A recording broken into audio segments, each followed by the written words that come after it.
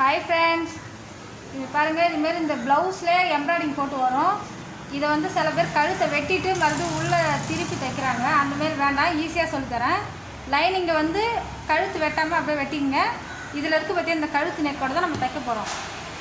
இப்போ வந்து லைனிங்கை அப்படி கீழே வச்சுட்டு இந்த பீஸ் ஜாக்கெட்டில் இருக்கிற பீஸ் நல்ல பக்கத்தை வந்து உள்ளே போட்டிருங்க. இது உள்ளே வரணும், மேலே அந்த எம்ப்ராய்டிங் அந்த நூல் மட்டும் தெரியணும்.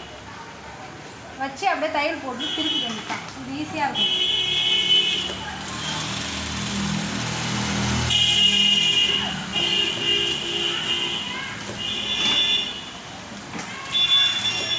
இது சில பேர் தெரியாமல் வெட்டிட்டு கழுத்து வெட்டிட்டு லோல் பண்ணிட்டு இருக்காங்க. இது கொஞ்சம் யூஸாக இருக்கும், பாருங்க.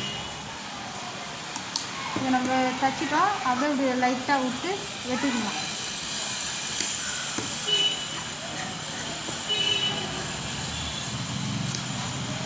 வெட்டிட்டு இந்த இடத்துல வந்து ஒரு அர்க்காத் போட்டுக்கங்க.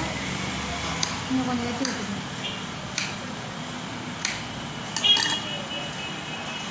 வெட்டி விட்டுட்டு இப்படி திருப்பினீங்கன்னா உங்களுக்கு கரெக்டாக அந்த பூ வந்து மேலே வந்துடும்.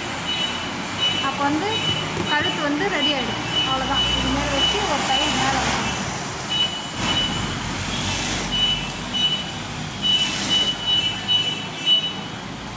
இது புடவையிலே வர்றது இந்த எம்ப்ராய்டிங். இது வந்து நம்ம